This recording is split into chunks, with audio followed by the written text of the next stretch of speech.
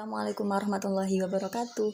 Nama saya Latifah Marliana. Kali ini saya akan mereview sedikit di materi yang kemarin, matkul hukum perusahaan, yang mana membahas perusahaan yang tidak berbadan hukum. Ada firma, kemudian ada CV, dan ada mudhorobah, itu di dalam Islam. Yang pertama kita bahas firma terlebih dahulu. Firma ini memiliki arti nama bersama, yang mana maksudnya ini telah dijelaskan di pasal 16 KUHD, yang mana firma ini persekutuan berdata, yang mana para sekutu ini mendirikan sebuah perusahaan atas nama bersama. Nah, kemudian di firma ini ada 3 ciri khusus mutlak dalam firma. Yang pertama itu perusahaan tersebut harus dijalankan. Ini juga telah diatur di pasal 16 KUHD. Kemudian yang kedua, perusahaan tersebut menggunakan nama bersama atau firma. Ini juga telah diatur di pasal 16 KUHD. Kemudian yang ketiga itu tanggung jawab para sekutu pribadi ini berenteng. Maksudnya tanggung jawab pribadi ini keseluruhan. Maksudnya para sekutu ini tidak hanya bertanggung jawab atas pemasukan yang telah dimasukkan ke dalam perusahaan tersebut, akan tetapi juga bertanggung jawab kepada harta pribadi untuk perusahaan firma tersebut. Karena yang telah kita pelajari sebelumnya, perusahaan yang tidak berbadan hukum seperti contoh halnya firma ini, harta kekayaan pribadi dengan harta kekayaan perusahaan ini tidak harta kekayaan pribadi dan harta kekayaan perusahaan ini tercampur, begitu. Ini telah diatur di pasal 18 KUHD. Kemudian perusahaan firma ini itu ialah perusahaan yang tidak berbadan hukum karena ada beberapa alasan. Yang pertama, karena perusahaan firma ini tidak ada keharusan untuk didirikan dan akta pendiriannya disahkan oleh Menteri Hukum dan HAM. Kemudian yang kedua, tidak ada keharusan untuk harta kekayaan pribadi dipisahkan dengan harta perusahaan. Kemudian untuk prosedur pendiriannya ini ada yang satu, akta pendirian ini dipersyaratkan dengan akta otentik yang berisi anggaran dasar persekutuan firma, yang mana dibuat di hadapan notaris. Akan tetapi akta otentik ini mendirikan perusahaan firma ini bisa tanpa akta tersebut. Akan tetapi untuk mempermudah berhubungan dengan pihak ketiga dan juga untuk pembuktian, ini lebih baiknya di zaman sekarang ini perusahaan firma tersebut tetap membutuhkan akta tersebut. Kemudian akta pendirian ini harus didaftarkan di Kepaniteraan Pengadilan Negeri berkaitan dengan domisili di mana tempat persekutuan firma tersebut ada. Kemudian setelah itu akta pendirian tersebut diumumkan di dalam berita negara Republik Indonesia. Kemudian selama pendaftaran belum berlangsung, maka pihak ketiga ini menganggap bahwa firma ini yang pertama menjalankan segala macam urusan perniagaan, bukan khusus, tapi mereka pihak ketiga ini masih menganggap perusahaan firma ini menjalankan semua urusan perniagaan apapun itu. Kemudian yang kedua, ini pendirian firma ini masih dianggap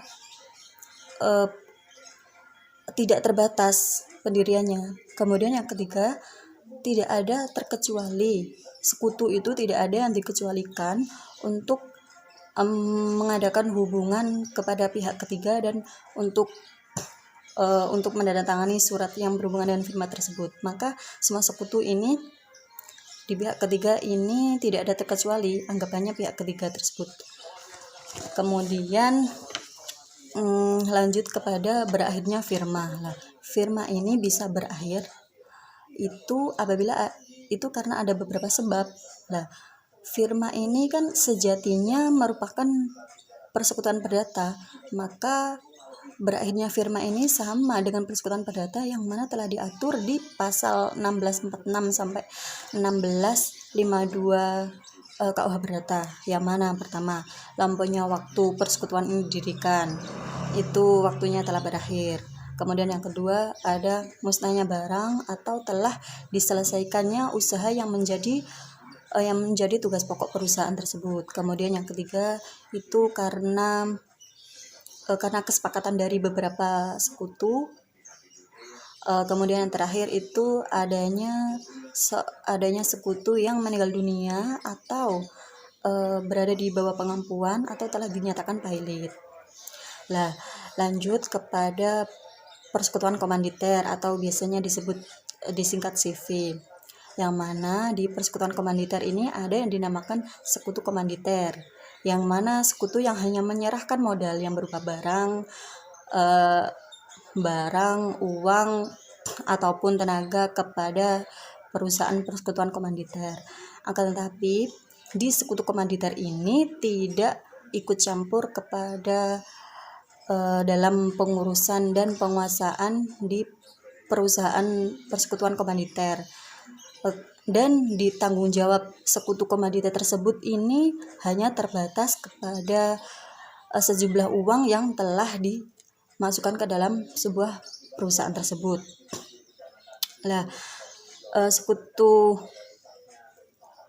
komanditer ini, tadi kan saya bilang sekutu komanditer ini hanya bertanggung jawab kepada uang yang telah diserahkan kepada perusahaan tersebut, karena untuk pengelolaan, untuk penguasaan perusahaan, juga untuk hubungan kepada pihak ketiga ini dilakukan oleh sekutu komplementer, yang mana telah diatur di pasal 19 KUHD. Lah, maka bisa disimpulkan di persekutuan komanditer ini terdapat dua sekutu, yang mana ada sekutu komplementer, juga ada sekutu komanditer. Yang mana sekutu komplementer ini bisa disebut sebagai sekutu kerja atau aktif, yang mana bertugas sebagai pengelolaan, penguasaan, juga sebagai yang berhubungan dengan pihak ketiga. Kemudian yang sekutu komanditer ini hanya sebagai sekutu tidak kerja atau sekutu pasif, yang mana hanya memasukkan modal sejumlah uang kepada sebuah perusahaan tersebut dan tidak ada tanggung jawab sepenuhnya untuk pengelolaan di perusahaan tersebut. Nah, di persekutuan komanditer ini ada beberapa macam persekutuan, ada 3, yaitu persekutuan komanditer secara diam-diam, yang maksudnya yaitu persekutuan komanditer yang belum mengakui dirinya kepada pihak ketiga itu sebagai persekutuan komanditer.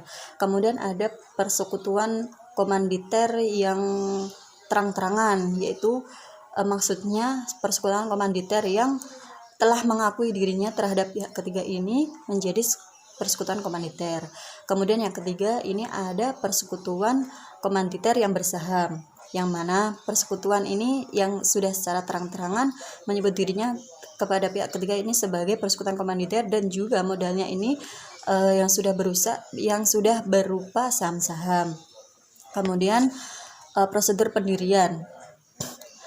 Prosedur pendirian ini di CV ini bisa didirikan dengan perjanjian lisan atau kesepakatan antara pihak. Ini telah diatur di pasal 22 KUHD. Kemudian, tapi sejatinya yang sekarang terjadi ini CV itu kan sejatinya sama dengan persekutuan perdata. Maka cara pendiriannya ini sama dengan persekutuan perdata dan persekutuan firma, yang mana saya telah menjelaskan di awal tadi. Prosedurnya sama dengan yang firma, yaitu ada akta pendirian, dan akta otentik, kemudian itu yang dibuat di depan notaris, kemudian didaftarkan di Kepaniteraan Pengadilan Negeri, kemudian disahkan, kemudian juga dimuat dalam Berita Negara RI. Kemudian dalam tanggung jawab keluar atau berhubungan dengan pihak ketiga dalam persekutuan komanditer atau CV ini, yang berhak ini hanyalah sekutu komplementer tadi, sekutu yang aktif. Yang sekutu komanditer ini tidak ada hak terhadap itu. Kemudian untuk berakhirnya persekutuan ini dalam CV, tadi kan saya sudah bilang prosedur ini sama caranya itu sama dengan firma maupun persekutuan perdata. Lah, begitu pula dengan berakhirnya persekutuan ini juga sama, caranya ini sama dengan yang firma, yang mana ini telah diatur di pasal 1646 sampai 1652 KUHD. Yang mana yang pertama seperti tadi, lampaunya waktu persekutuan didirikan, terus kemudian ada musnahnya barang atau telah selesainya usaha yang menjadi tugas pokok perusahaan. Terus kemudian ada kesepakatan antara sekutu juga. Kemudian ada apabila salah satu sekutu ini meninggal dunia atau berada di bawah pengampunan atau yang telah dinyatakan pailit. Kemudian yang ketiga yaitu ada jual beli dengan konsep mudorobah. Ini dalam Islam, yang mana menurut mazhab Syafi'i ini konsep mudorobah ini ada pemilik modal menyerahkan sejumlah uang kepada pengusaha atau pengelola usaha ini untuk dijalankan dalam usaha dagang, yang mana keuntungan ini milik bersama dengan kesepakatan di awal tersebut. Terus dalam mudorobah ini ada beberapa unsur, ya ini ada ijab kabul, yang mana yang pertama itu ada ijab kabul, yang mana ini terjadi di awal antara kesepakatan antara pemberi modal dengan pengusaha. Terus ada yang kedua ada dua pihak, yang mana dua pihak ini ada penyerah modal atau penanam modal, kemudian ada pihak pengusaha, kemudian juga ada tiga unsurnya, ada modal. Nah, modal ini yang diberikan oleh pemberi modal kepada pengusaha tersebut. Kemudian ada keuntungan, yang mana keuntungan ini telah disepakati oleh kedua belah pihak. Kemudian mudorobah ini ada beberapa macam juga. Ada yang mudorobah muqayyadah, mutlaqoh, dan mustarokah, yang mana yang pertama mudorobah muqayyadah ini yang bentuk kerjasama antara pemberi modal kepada pengusaha tersebut, yang mana pemberi modal atau yang disebut syahidul mal ini memberi syarat-syarat tertentu atau batasan tertentu, yang mana seperti halnya bentuk usaha atau waktu usaha atau tempat usaha ini telah ditentukan oleh pemberi modal. Kemudian ada mudorobah mutlaqoh, yang mana pemberi modal tersebut tidak memberi batasan atau syarat-syarat tertentu terhadap pengusaha. Jadi pengusaha tersebut ini bebas melakukan usaha apapun, tempat di mana dan waktu kapanpun itu. Kemudian ada mudorobah mustarokah, yang mana bentuk kerjasama selain modal yang diberikan kepada pemilik modal kepada pengusaha, juga modalnya ini juga berasal dari pengusaha. Jadi pengusaha juga memberikan modal di usaha tersebut. Oke, terima kasih. Itu saja review singkat dari saya. Kurang lebihnya saya mohon maaf. Wassalamualaikum warahmatullahi wabarakatuh.